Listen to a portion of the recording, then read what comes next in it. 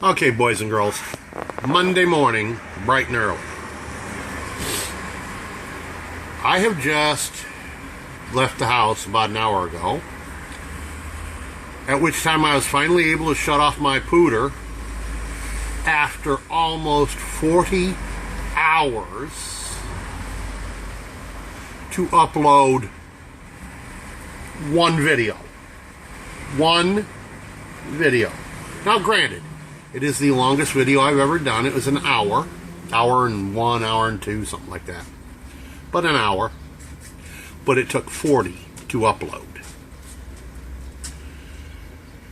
I have a statement, and I want people to understand where I come from. I have been having the same kind of a problem since September with my ISP. That's why you see me in my truck a lot doing my videos, because I'm either at work, or you'll see me in the bus because I'm at work. Either way. And you'll see me in the truck because I'm sitting at McDonald's uploading my videos. Because it's the only place I can go and get a reasonable upload speed anymore. So when I say what I'm about to say, I want you to understand it comes from September, October, November, December, January, February, March, April, May, June, July. That's 11 months that I've been monkeying with this company and putting up with baud modem speed uploads when I'm paying for. Now, listen to this.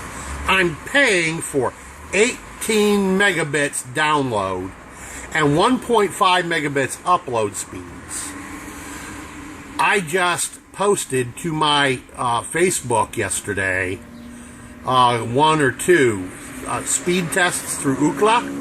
Feel free to go take a look at my Facebook page. Embarado is the tag name. I believe my best upload speed was 0.01 to 0.02 out of a 1.5, and my download speed wasn't even a 1 megabit. It was, best as I can recall. Wait a minute, no, I had one that was a little better, was 2 megabits out of 15 or 18. 18 is what I'm supposed to be able to get download speed.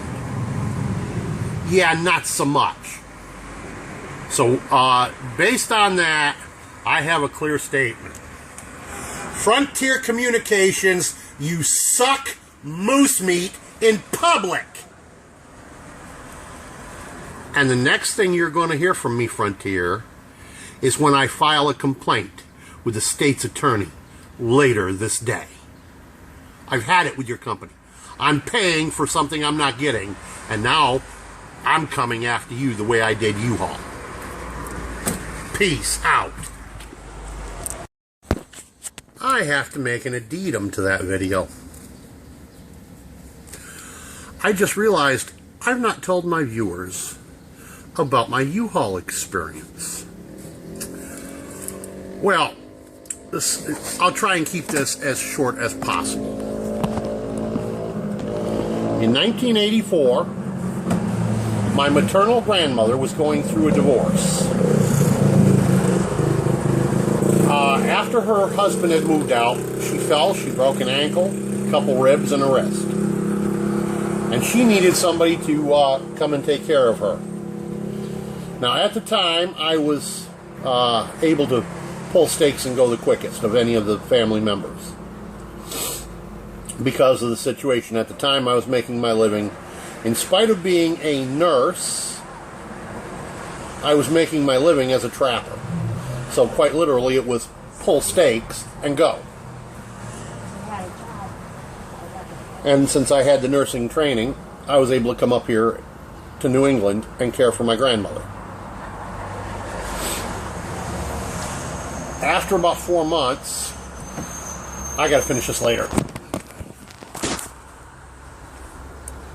Well, good afternoon, ladies and gentlemen of YouTube.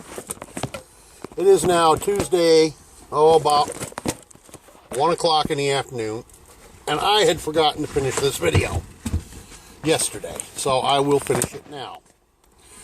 As I was saying, I had rented a Uhall, a 24-foot truck, tow bar, furniture pads, tie straps, the load bars, the whole kit. Now, I was moving myself and my then girlfriend. No, she's not my wife now. She and I, we split the blankets many years ago. She and I.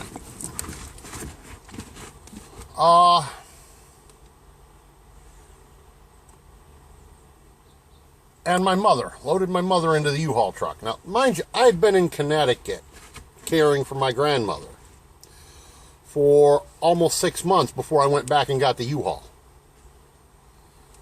And I told the good folks of U-Haul, Ithaca, New York, in May, that I wanted a 24-foot truck and all the accoutrements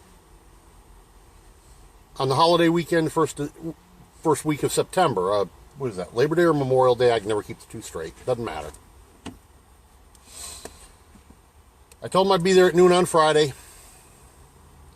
When I got there in September, they kept me cooling my heels until almost 6 p.m. Saturday before they even got a truck into the service bay to work on it. Now, my rental was supposed to have started at noon on Friday. So now they're already eating up the time I have the truck rented for just to get it serviced, to get it running.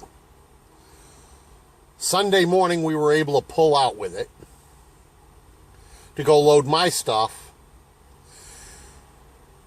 From where my stuff was stored, we had to pop start the standard shift truck to get it to start because it wouldn't even turn over. The battery was just dead.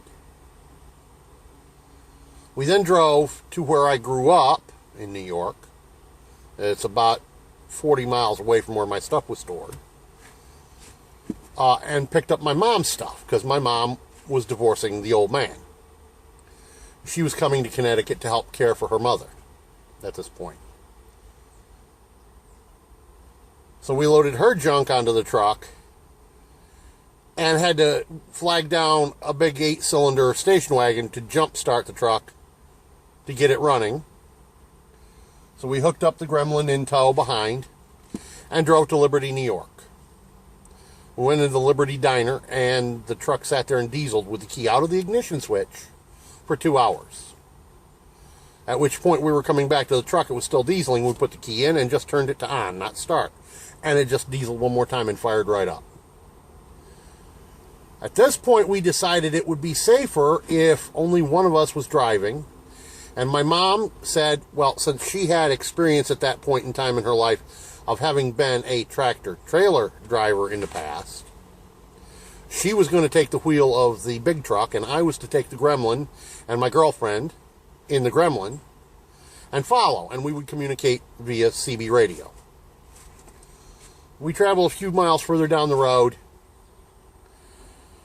and as we start down this big mountain, well, it seemed like a mountain to me. It was a mile from top to bottom. It was just really a foothill, actually, but it was still a very steep foothill. At the very bottom, there was a 4-way stoplight. And we're like less than a quarter of the way down, and my mom's radioed to me on the CB telling me to get past her and down to the bottom of the hill and stop the traffic crossing. She had no brakes. So I raced around her and down the hill. I managed to put the Gremlin in front of a state cop on one side, jumped out of the driver's door, stepped across the yellow line, and held up a county mountie. County sheriff. I no more than got in front of the county sheriff and out of the way, and there goes the U-Haul screaming down past me, behind me, like a bat out of hell, probably doing 90 or 95 miles an hour. Well, both cops lit up their lights and chased my mom up the damn hill. But before he took off, one of the county sheriffs, got out of his car, wanting to know why I was stopping them while his partner went chasing the truck. I explained it to him. He had no problem with why I had done what I'd done. He climbed into my car with me and my girlfriend, the gremlin, tight fit, and we went on up the hill after Mom and the truck. Now, she managed to bring it to a stop halfway up the hill. There was an old A&P that was out of business. She swung into the parking lot, put the transmission in reverse, popped out the clutch, and held on for dear life. Rink, rink, rink, rink, rink, until it came to a stop. Well, the county sheriff, after a lot of wrangling, now mind you, this is at about 10 o'clock at night on a holiday weekend. So after a lot of wrangling on the phone, the county sheriff managed to get the local U-Haul mechanic out there to work on the truck for us. Turns out, as I understand it, they're cousins or something. They're related. And I heard the county sheriff tell the guy on the phone, if you don't get out here now, I'll come and drag you in your pajamas barefooted out here to work on this truck. He was not taking no for an answer. Anyhow, we finally made it in to the Hartford-Springfield region. We offloaded my mom's junk because it was at the tail end of the truck. And then we took the truck over. And my grandmother, being the kind soul she was, had arranged for 4 men to help unload my stuff. She'd even bought a carton of cigarettes for each of them to pay them. Granted, she got them all out of the county drunk tank. So they were alcoholics, big deal. They had strong backs and could haul. And for a carton of cigarettes, they were cheap help.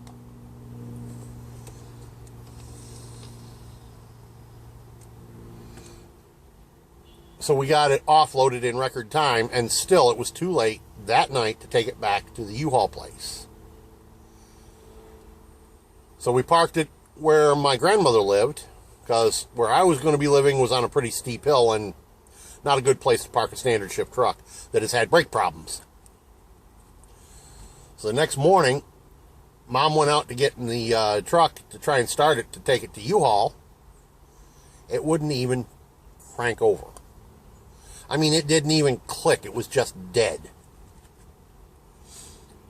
So we had to have U-Haul tow it in. And because of that, they refused to refund my deposit.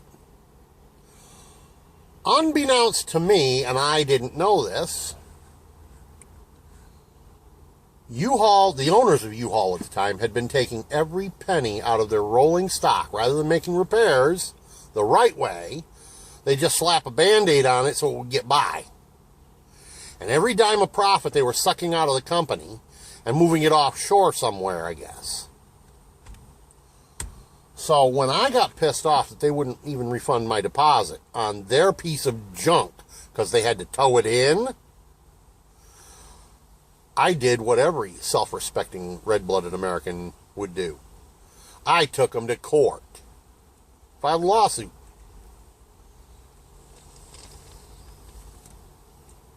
Never mind the fact that their junk almost killed my family. So I filed for $800. I wanted every dime that I spent on it refunded. It was $800 and some dollars. Well, 3 weeks later, I started receiving phone calls from lawyers across the country wanting to sign on to my lawsuit and turn it into a class action. So that's what happened. As I understand it, some 15,000 families were suing U-Haul before a month was over in a class action lawsuit. This is when we found out, was when the lawyers went to court, that U-Haul had no more than a nickel on the dollar to cover the lawsuit. Because that's what we got out of it after the company declared bankruptcy and was sold out in receivership, was a nickel on the dollar. And every dime of what came was eaten up by paying the lawyer's fees. So I realized exactly nothing, not one thin penny out of the lawsuit. But you know what I did get out of it? You want to know what I did get out of it? I got the bragging rights to say that as a result of my paying attention, Uhall is now a safe company to work for, or a safe company to rent from. But you know what? You will never, ever see me in a Uhall truck ever again. Not a chance. So, that's my Uhall experience. Oh, I could say something right now, but I won't. I won't. Dang idiot don't know their job. That's what I will say.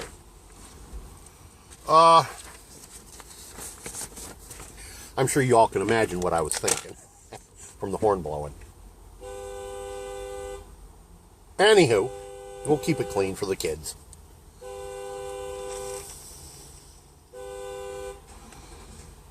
The point I'm trying to make here, folks, no matter what you're dealing with, buyer beware.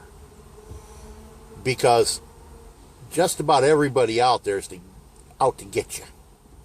Take anything you've got that they can get if they can get away with it. It's that simple. And it's not a sad state of affairs. It's simply a truth that you must become accustomed to. Nobody out there is going to do it for nothing for you. You got to pay for everything you get. And there are some of them out there who will give you an honest shake. But there are a lot more shysters that want to steal you blind. Peace out.